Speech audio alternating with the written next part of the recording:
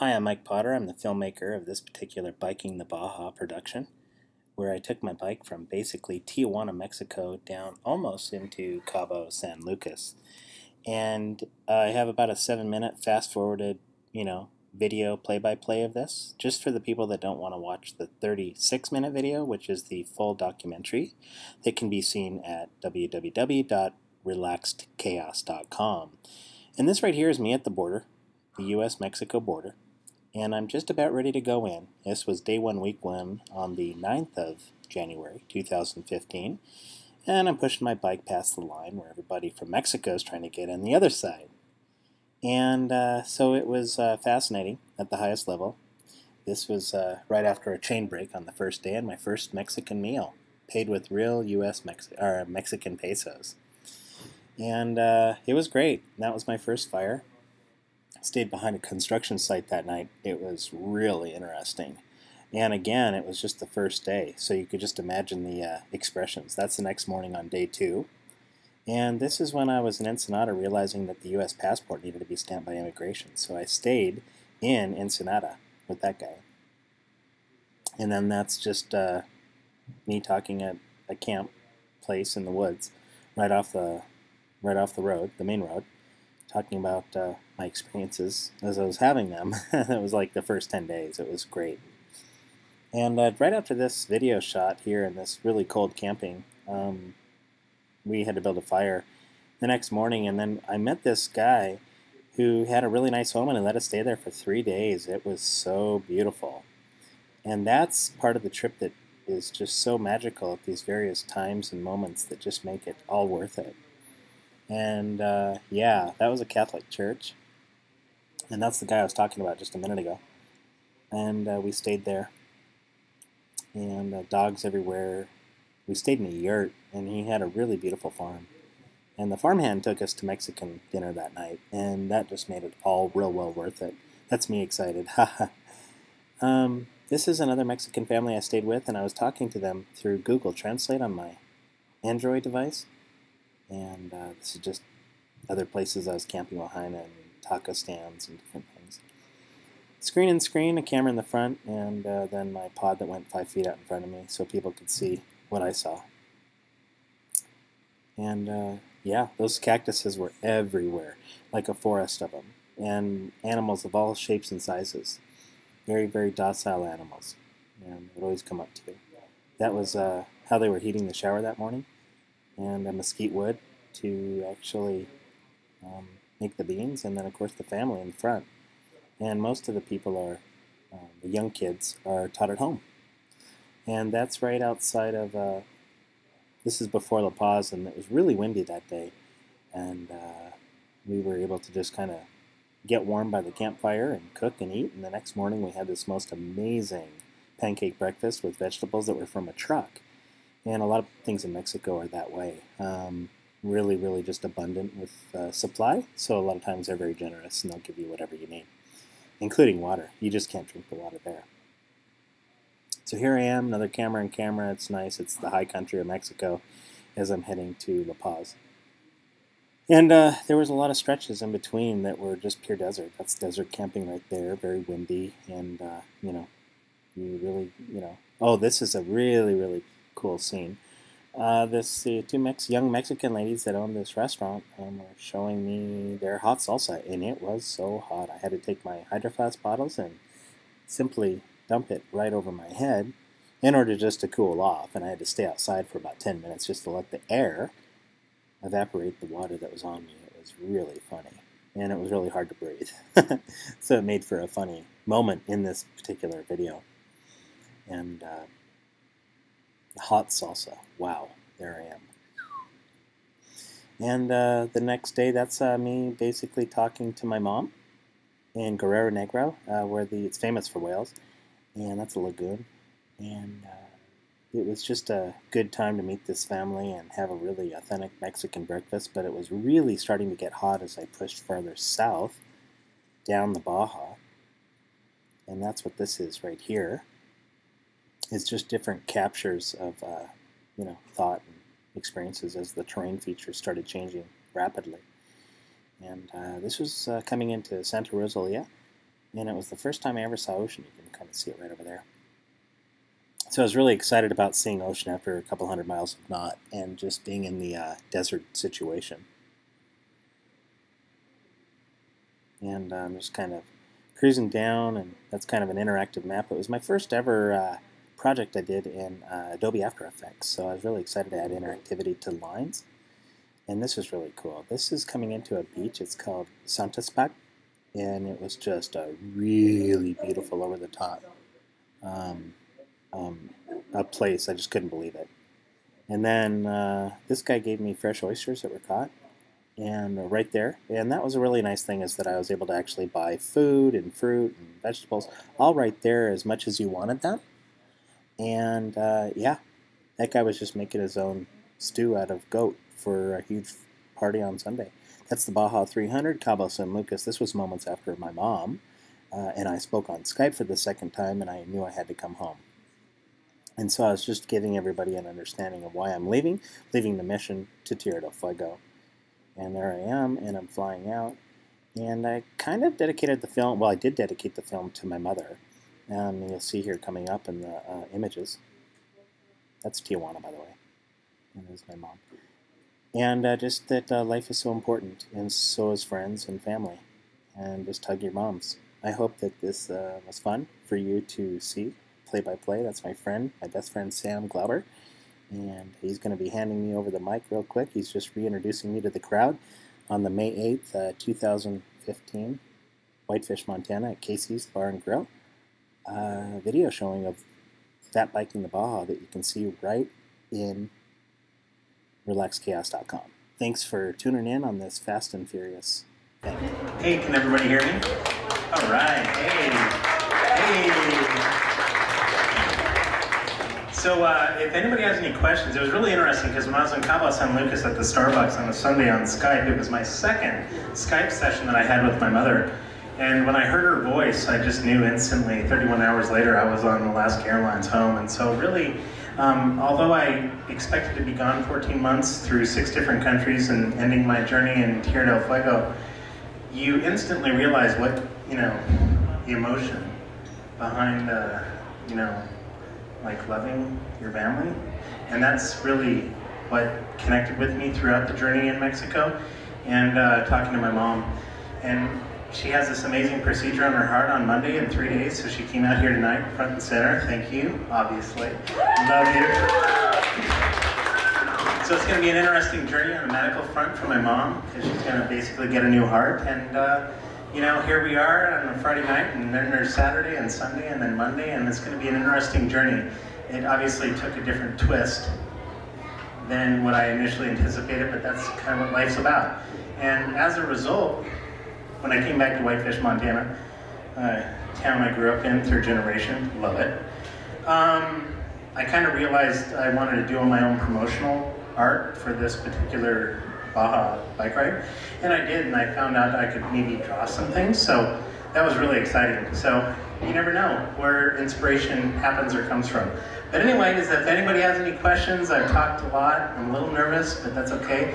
The lighting's a little different, but that's okay. I can't really see. I only see figures and silhouettes. Feel free to ask. And this is, by the way, my bike. And it's hard to spotlight it right now because there is actually not that going on. But this is all my equipment. I have a Samsung Galaxy Note 3, an iPhone 5, and a JBL Charge 2, which is my speaker system. I have a lighting system on the bike. I'll just kind of walk down and kind of go over that. It'll kind of give a different interaction to tonight's experience for everybody. How many laps did you have? Only 2, because in Mexico they are very, very good with their traffic and road system. It's really crazy. So, oh wait a sec. Okay, Sam, could I have you, just 1, 2, 3, yeah. Okay, so basically, here's my JBL Charge 2. It's a nice speaker system that I use all the time because, again, when you're going 20, 30 miles inside of, in Mexico, it's really nice to have music to, do this. This is where my GoPro attachment goes. Whenever I want to capture anything, I just flip this up. And then there's the Samsung Galaxy Note 3, which is right here. Hold on. You can kind of see it, it's right here. It's nice because I can look at it in a vertical or landscape. And then my lighting system, and then of course my, this is my iPhone. My iPhone that actually kind of fell down. And then my Garmin Edge 800, and I did have a spot tracker, satellite tracker that sent a beam every 5 minutes, line of sight to the air, and it actually embedded into my website, and it actually allowed my mom and Ralph and everybody and friends and family to see where I was at in real time every 5 minutes, which is really nice when you're traveling to these foreign countries because you don't know exactly what's going on. You know, and you also have an emergency button in case things go down. And then the panniers.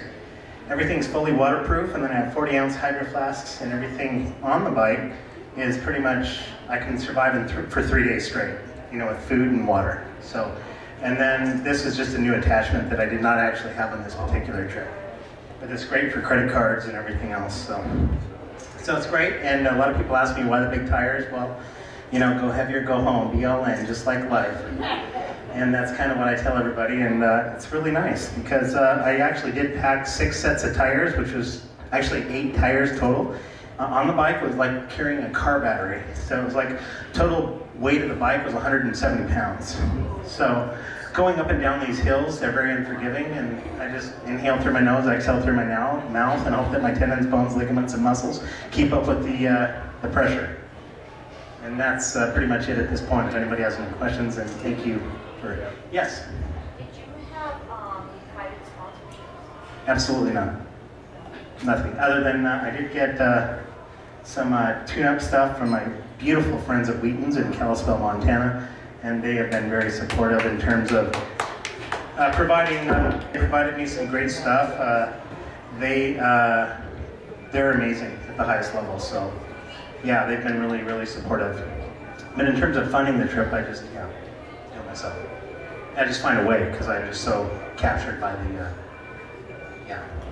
the experience, which is what life is, a bunch of layered experience. And then, well, then we find that life's fragile in our 80s when we're hooked on oxygen, I guess. But anyway, did you have a question? Yeah, how did you get through like Catavina on your bike? That's a long way in the desert as you're going from the Pacific Ocean to the Sea of Cortez. Yeah, that's correct. That's a long haul. Well, if you remember that one scene where there was a full moon, I definitely camped in the desert, and I had enough hydration and water and tuna fish. You know, a lot of tuna fish, and I didn't really cook much because, again, it's only like 60 pesos, which is like $2 American to eat a full meal. And I would like sometimes buy 2-3 meals, about $10 worth, and that would actually allow me to have almost a day of food. And I would just eat and then hydrate. And so between that and some Nescafe coffee instant, I was good to go. And these are like 4 huge, massive water bottles. So I was, you know, and it's dry heat. And then denial, you know, and then you just hope, and, you know, you just can't drink the water there, except filter. Do you have a little question? Do you have a question? No. So anyway, well, I think that's about it. I think, oh, yes? When are you going again? Oh, you know what? It all depends on the treatable condition of my mom's post-operative care, and that's really what the priority is at this point. As you can kind of tell in the last 2 minutes of my video. I had to go into the old slide projector system and pull out some old archived old-timey photos. But you would go again. Absolutely, absolutely. Single no kids is one of the qualifiers, you know? Yeah. How far was it? 700 only, 720 miles. Yeah, it was going to be originally docked for 6,500 miles, but a lot of people in Whitefish, you know, are like almost very cautious, you know, about travel into the Mexico area, just because of what the media projects. Yeah. Oh, yeah. I've traveled quite a bit, and actually I've driven all the way through Mexico a couple of years ago. And don't you find that 99.9% of the people are kind and want to help you? Every single human being. Maybe 100%. Every single person. There was lawns with grass on them that I could stay at. There were people, there was breakfasts, dinners. I mean, it was incredible. Yeah. At the highest level. I saw another hand go up. Yeah. So would you have to ride back north again to catch to ferry to mainland? Is that your I was going to go up Cabo San Lucas back to La Paz and take a ferry into Mazatlan, and then I was going to bike from Mazatlan to 100 miles in, and so it's a little off the coast, which is a little dangerous, you know, because everybody will tell you locally if something's dangerous or not, and then go into Guatemala from there, and El Salvador, San Salvador. I probably would have been about in El Salvador at this time, I think. Well, actually, probably more like in, I don't know, who knows, but that was like 7 weeks ago, so.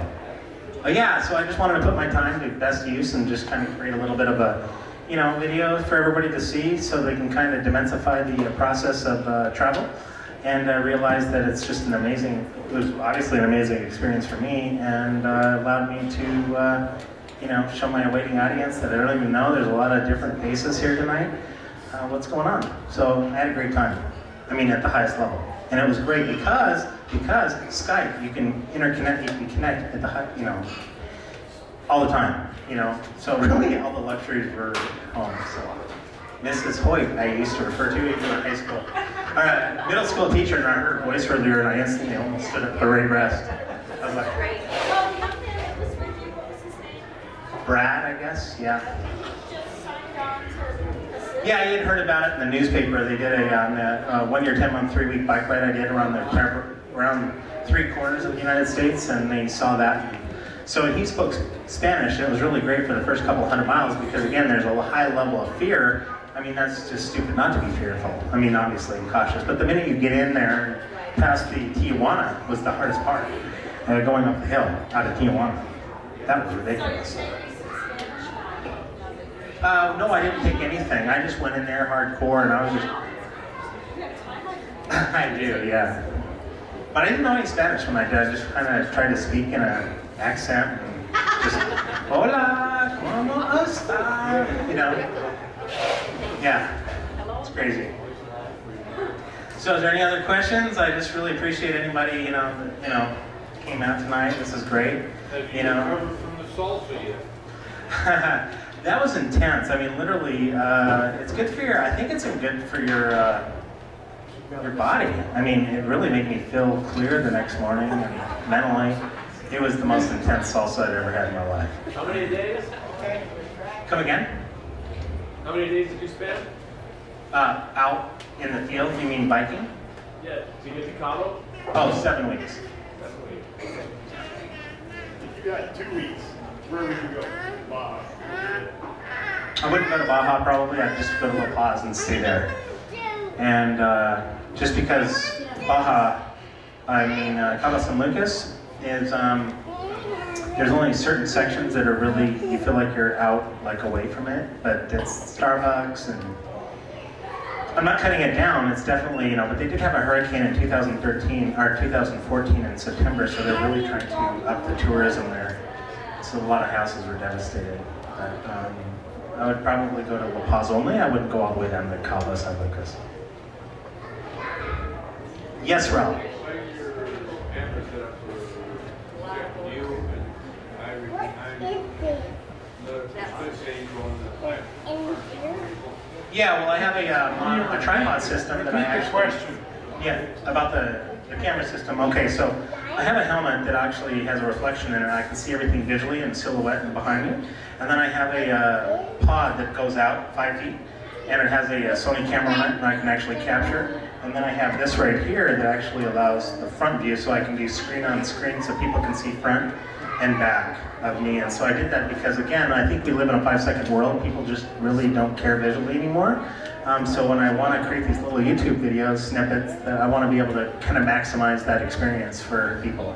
So that's why I have multiple cameras and everything.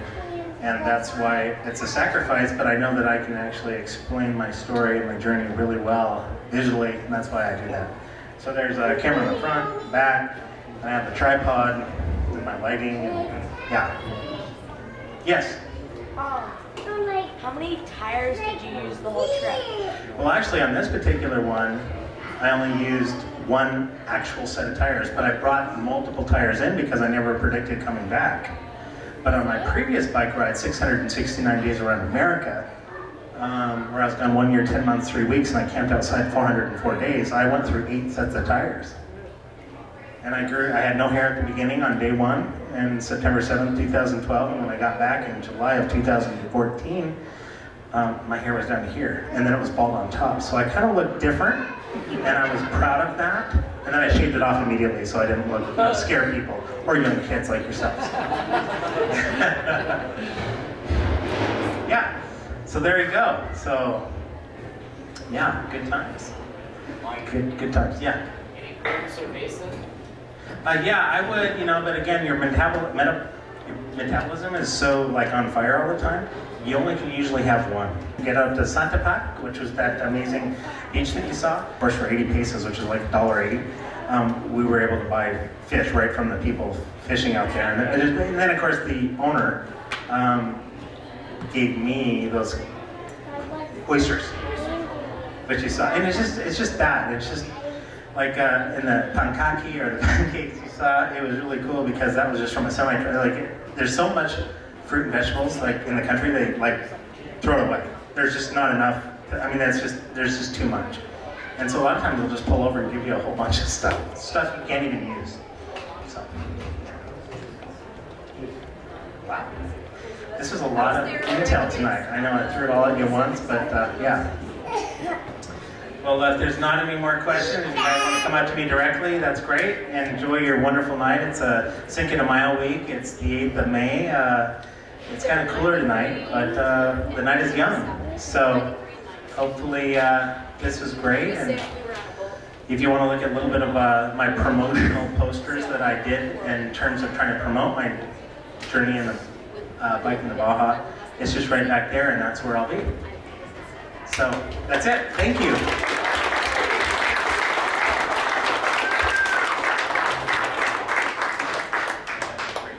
Thank you. Yeah, Mike Potter. Woo. Yeah. Hey, thanks. All right.